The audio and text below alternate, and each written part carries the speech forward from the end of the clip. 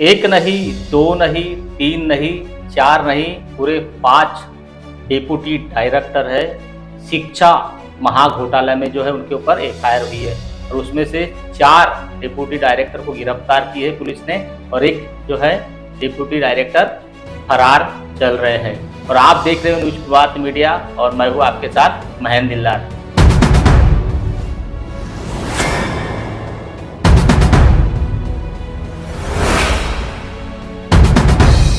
महाराष्ट्र का शिक्षा घोटाला जो है सुर्खियों में बना हुआ है।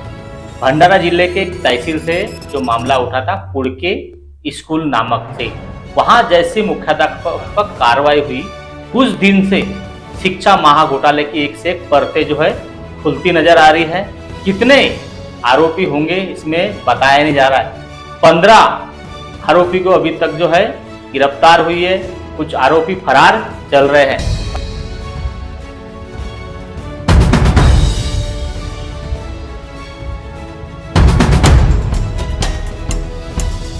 मतलब एक से एक स्कूल के नाम हो, संस्था चालक के नाम हो, रडार पर दिखाई दे रहे हैं। मतलब यह शिक्षा घोटाला कितने आरोपी बनाएंगी, कितने अधिकारी वर्ग या शिक्षण अधिकारी हो, वेतन पथक अधिकारी हो, या कितने संस्था चालक या कितने मुख्याध्यापक या फर्जी कितने शिक्षक भर्ती हुई है।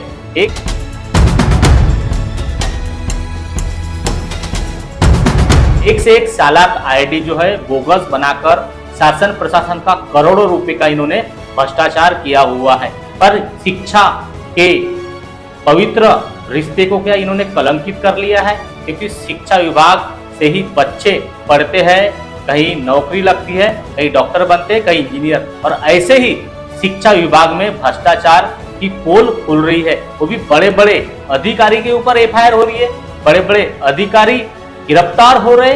मतलब कि शिक्षा विभाग में चल क्या रहा है। आज आपको नागपुर विभाग के मतदार संघ के जो है शिक्षकों के विधायक सुधाकर जी आडवाले जी का स्टेटमेंट न्यूज प्रभात मीडिया ने कवर किया है। आइए जानते हैं उनसे कि वो इस शिक्षा घोटाले के ऊपर क्या कहते हैं और किस प्रकार की कार्रवाई की मांग करते हैं। देखिए स्पेशल विशेष रिपोर्ट।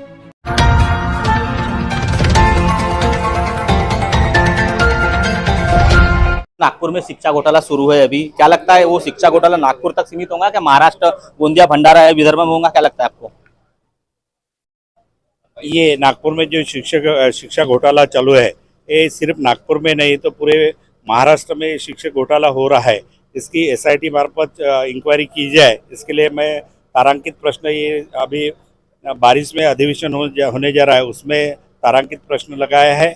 और यहाँ की नागपुर की नहीं तो पूरे महाराष्ट्र में 2 मई 2012 के बाद में जो कुछ भी अपॉइंटमेंट हो गई है उसके उच्च स्तरीय एसआईटी कमेटी नियुक्त करके इंक्वायरी होनी चाहिए। सर, गोंदिया नगर परिषद में लगभग 13 शिक्षक कोर्ट के जो नकली आदेश बनाकर उनका भी मतलब मान्यता दी गई, ऐसा जानकारी है, क्या लगता है इसमें होगा? यहाँ पे कोर्ट के आदेश के अपोजिट में जाके कुछ अपॉइंटमेंट हो गई होंगी तो उसके ऊपर भी यदि मेरे की तरफ तकरार प्राप्त हुई, कोर्ट का आदेश प्राप्त हुआ तो उसके मुताबिक कार्रवाई करने के लिए लगाएंगे हम लोग। सर, कुछ शिक्षण अधिकारी दावा कर रहे हैं कि यहाँ पे तो शिक्षा भर्ती में घोटाला हुआ नहीं, तो क्या वो ऐसे झूठ बोल रहे हैं? यहाँ पे मैं आज नहीं बता सकता, जो मेरे सामने डॉक्यूमेंट आएंगे उसके मुताबिक अपन कार्रवाई करने के लिए लगाएंगे। अभी मेरे हाथ में कोई डॉक्यूमेंट ही नहीं है, आप पूछ रहे, मेरे को उसके बारे में पता ही नहीं है, तो मैं क्या इसके बारे में जवाब दूँ? तो जिला परिषद में विषय शिक्षक का जो पदोन्नति हुआ था उनका, उसमें भी सर भ्रष्टाचार दिख रहा है, उधर से आयुक्त से लेटर आया है, तो क्या लगता है आप लोग को, मतलब शिक्षा भर्ती पूरा? इसके बारे में जिला परिषद के विषय शिक्षक के बारे में आज जो मीटिंग होने जा रही है वो मीटिंग में मैंने विषय रखा है। ये गलत तरीके से पदवीधर का वेतन श्रेणी दी गई होंगी, उसकी पूरी जानकारी, मुझे पूरी इंक्वायरी करके जो गलत किया है उसको रद्द करने के लिए लगाएंगे। तो जांच होना चाहिए कि नहीं होना चाहिए इसकी? जांच होनी चाहिए, बिल्कुल कोई भी गलत होता है उसकी जांच होनी चाहिए। सर, अभी जो अधिवेशन शुरू होने वाला है उसमें आप लोग क्या मांग करेंगे?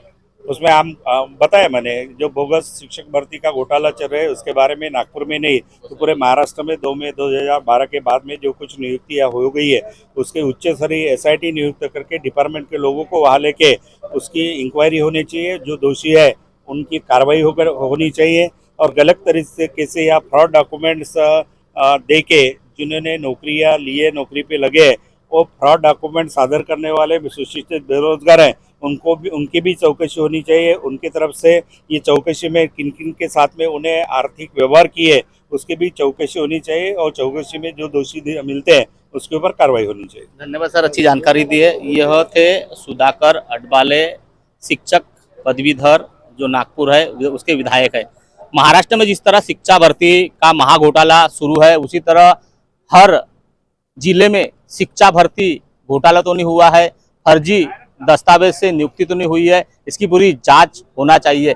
क्योंकि बेरोजगार इतनी हो गई है कि अगर फर्जी दस्तावेज से जो शिक्षक नियुक्त होंगे तो बेरोजगार बढ़ेंगे, मतलब जो पढ़े लिखे युवा है उनको नौकरी क्या मिलेंगी क्या। पर यह जो शिक्षक है जो स्कूल में कार्यरत है फर्जी दस्तावेज से, तो वो अपने बच्चों को क्या पढ़ा सकते हैं क्या? क्योंकि फर्जी दस्तावेज अगर बनाना उन्होंने सीख लिया, फर्जी दस्तावेज से अगर वो नौकरी कर रहे तो बच्चों को शिक्षा क्या बराबर दे पाएंगे। इसीलिए पूरी जांच होना चाहिए और इसमें जो भी दोषी है उनके ऊपर कार्रवाई होना चाहिए। क्या बताएंगे, यह महाराष्ट्र में पूरा शिक्षा भर्ती घोटाला दिख रहा है, किस प्रकार की शिक्षा भर्ती घोटाला होगा? नहीं, ये घोटाला के बारे में अपने को कोई आइडिया नहीं है, लेकिन जो अभी गोंदिया, भंडारा, नागपुर सब जगह जो एसआईटी स्थापन की है तो एसआईटी निर्णय लेंगी, जो क्या है वो एसआईटी तय करेंगी कि क्या कहाँ तक है अपनी ये घोटाला की। पर शिक्षा क्षेत्र में इस प्रकार का घोटाला, मतलब जो बच्चे वहां पढ़ रहे हैं, जो शिक्षकों को गुरु का दर्जा दिया जा रहा है, वही गुरु अगर बोगस फर्जी दस्तावेज पे अगर नियुक्ति रहेंगे तो क्या वो बच्चों को पढ़ाने योग्य है? ये हमारा काम है सिर्फ बच्चे लोगों को पढ़ाने का। अभी अधिकारी लेवल पे लोग क्या कर रहे हैं अपने को कोई आइडिया नहीं है, अपन एक टीचर लोग है बस। अभी अधिकारी लोग क्या कर रहे हैं क्या नहीं है अपने को मालूम नहीं, उसके ऊपर एसआईटी स्थापना हुई है। अभी एसआईटी जो निर्णय लेंगी वो जो होगा वो एसआईटी में तय होगा। अभी तक आपने देखे थे कि 4-4, 5-5 डेप्यूटी डायरेक्टर के ऊपर कार्रवाई हुई है, 4 डेप्यूटी डायरेक्टर गिरफ्तार हुए, 1 डेप्यूटी डायरेक्टर फरार है। आज तक शिक्षण विभाग में कभी भी ऐसा नहीं हुआ कि कोई डायरेक्टर या कोई युवक या अंदर हुआ, लेकिन ये पहली बार हुआ है शिक्षण विभाग के क्षेत्र में कि ये पहली बार ऐसा हुआ है कि 5-5 डिप्टी डायरेक्टर ये अंदर हुए हैं। तो अभी एसआईटी स्थापन जो हुई है उसके ऊपर जो फैसला है वो हो जाएगा। इससे क्या ये अंदाजा नहीं लगाया जा सकता है डेप्यूटी डायरेक्टर के नीचे में जो कर्मचारी अधिकारी है वो भी इस प्रकार का लेन देन या उस प्रकार के बस फर्जी दस्तावेज से नियुक्ति नहीं कर सकते? डेप्यूटी डायरेक्टर सिवा बाकी टीचर लोग कुछ नहीं कर सकते। डेप्यूटी डायरेक्टर जो करेंगे वो हो सकता है महाराष्ट्र में। अभी इसका पूरा जो नियोजन चालू है एसआईटी तरफे, वो अभी जो होगा वो देखे जाएगा क्या होता है क्या नहीं। क्योंकि एसआईटी स्थापन हो गई है तो एसआईटी तो अपने जड़ तक जाएंगे। जो अच्छे कुछ शिक्षक है उनको भी बदनाम करने का पैसा दिख रहा है। शिक्षक आमदार है वो अभी जो अधिवेशन आने वाला है हिवाळी पावसाळी अधिवेशन, वो पावसाळी अधिवेशन में आठवले साहब मुद्दा उठाने वाले हैं, उसमें जो तय होगा वो तय होगा। मतलब इसकी पूरी जांच होना चाहिए, पूरी जांच होना चाहिए और जो दोषी उन पर कार्रवाई होना चाहिए। जो दोषी है उसको भी कार्रवाई होना चाहिए। हम तो बोलते हैं ना, हर किसी टीचर को दोषी है उसके ऊपर टीचर के ऊपर कार्रवाई नहीं होना चाहिए। कार्रवाई किसके ऊपर होना चाहिए? अधिकारी के ऊपर होना चाहिए। टीचर यहाँ कोई भी दोषी नहीं है। क्यों नहीं है? क्योंकि टीचर लोग कुछ नहीं करते। अपना जहाँ स्कूल की जाहिरात निकली वहाँ टीचर जाएगा, अपना इंटरव्यू देगा, वहाँ सेलेक्ट हो जाएगा। लेकिन जो दोषी अधिकारी है उनके ऊपर कार्रवाई होना चाहिए। महेंद्र लिल्लारे, न्यूज प्रभात मीडिया, गोंदिया। अब आपकी समस्या तूफान की तरह सरकार तक। न्यूज प्रभात मीडिया, न्यूज प्रभात मीडिया।